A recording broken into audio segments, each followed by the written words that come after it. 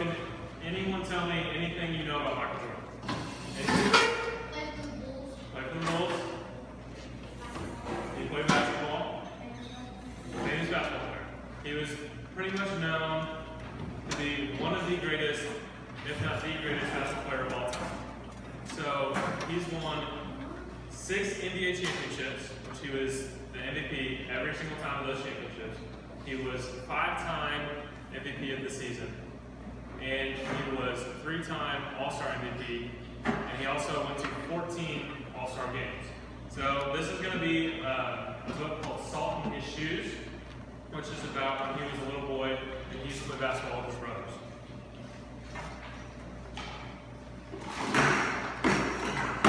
You can read it, if you can see it right here. If not, you can kind of come to the middle.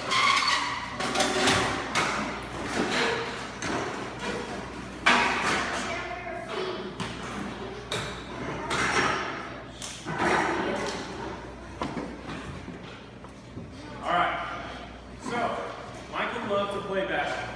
Every Saturday, he called his older brothers, Larry and Ronnie, to the park, hoping that they would let him play. And if one of the guys who usually played with the team didn't show, they always did. But there was one named Mark, who was the tallest boy on the court. "What's the matter, Mikey? Too short?" Mark clapped his arms in Michael's face. "Over here," shouted Larry. But when Michael threw the ball, Mark's long arms came out of nowhere and knocked the ball away. It flew into the hands of a player on Mark's team. He made the basket, and the game was over, just like that.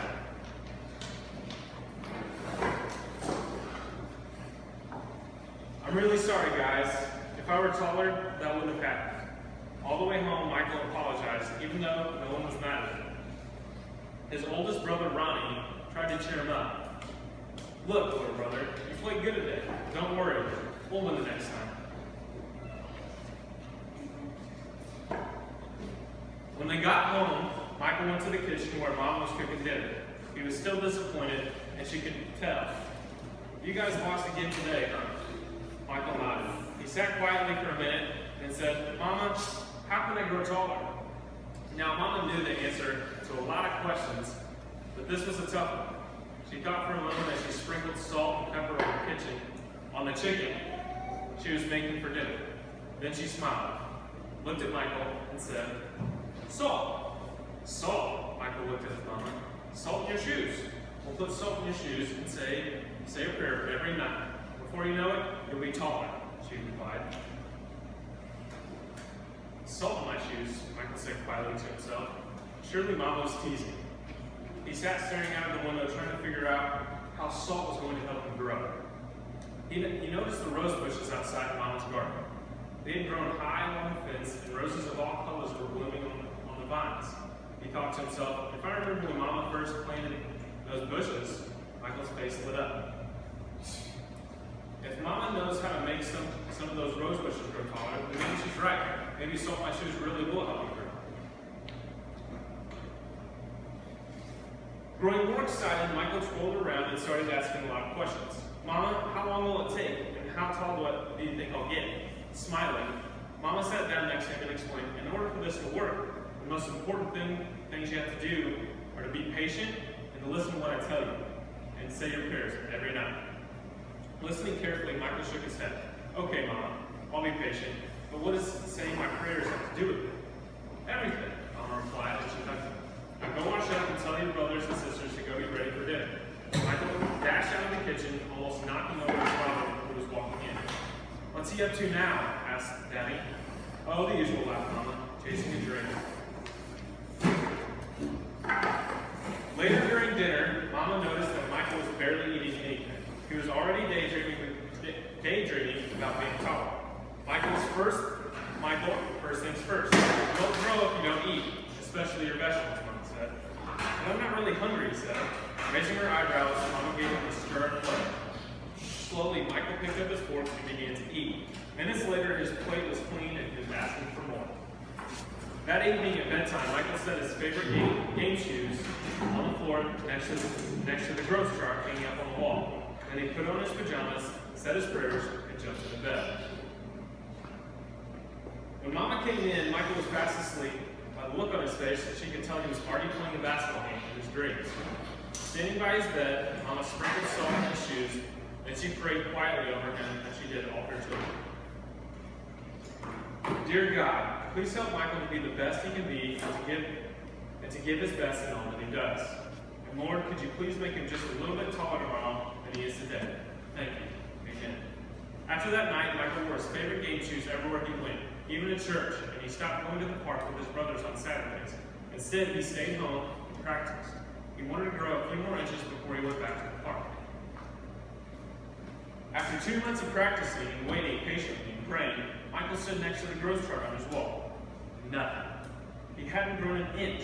He was disappointed, but he did not stop believing. I just got to give it time, like Mama said. Michael thought to himself, and that's what he did. 2 more months of practicing went by and still nothing.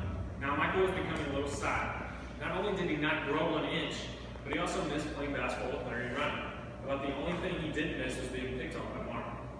When the next Saturday came, his brothers tried to get Michael to go with them to the park, but he wouldn't budge. Mama had begun to worry. When she saw Michael sitting alone on the steps, she said to Daddy, maybe you should go out and talk to him. So Daddy went out and sat with Michael. What's wrong? You haven't gone to the park with your brothers for a while now. Are you okay? Michael didn't say anything at first, then he looked at Daddy and said, I thought I would at least be a few inches taller by now. I did everything Mama told me to do, but nothing's happened. Michael, why do you want to be tall? Daddy asked. If I were tall, I'd be a great player and I could help our team win, Michael answered. But you are a great player, son, and you already have everything it takes to be a winner right here. Daddy tapped him on his chest. Being taller may help you play a little better, but not as much as practice, determination, and giving your best. Those are the things that make you a real winner. Michael thought about what Daddy said for a minute, then suddenly jumped up and took off. Where are you going? Daddy yelled after him.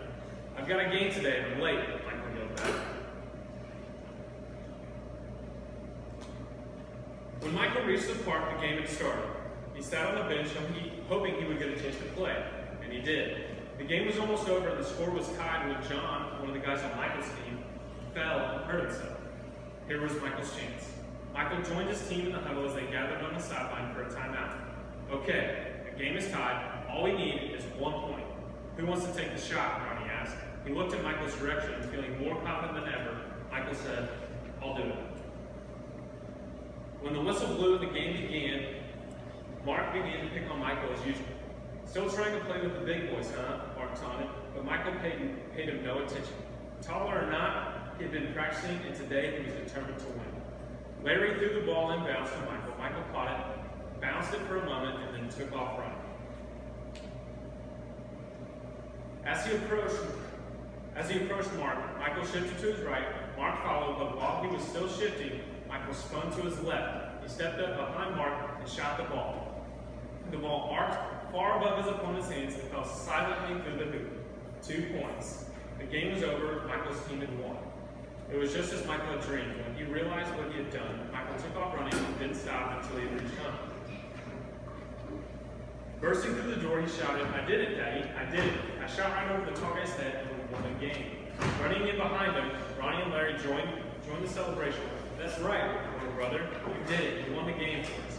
Michael remembered the look that Ronnie gave him during the last time out of the game and said, no, we won the game, but I was a star. They all laughed. After that day, Mama stopped putting salt in Michael's shoes, but Michael did not stop being patient and working hard and praying. All right, anybody want to tell me the moral of the story? You forgot.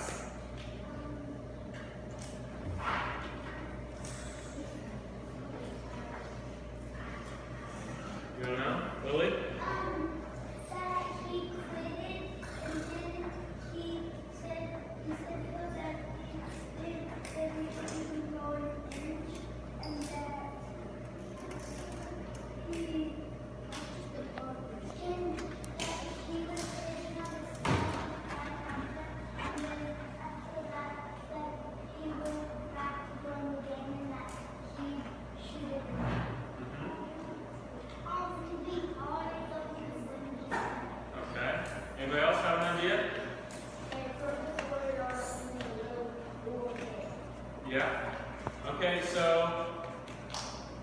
think right after this story, you think Michael instantly became the best basketball player in the world? You think he was the best basketball player from there on out? Yes. He practiced, but also he didn't even make his high school basketball team when he was younger. Did you know that?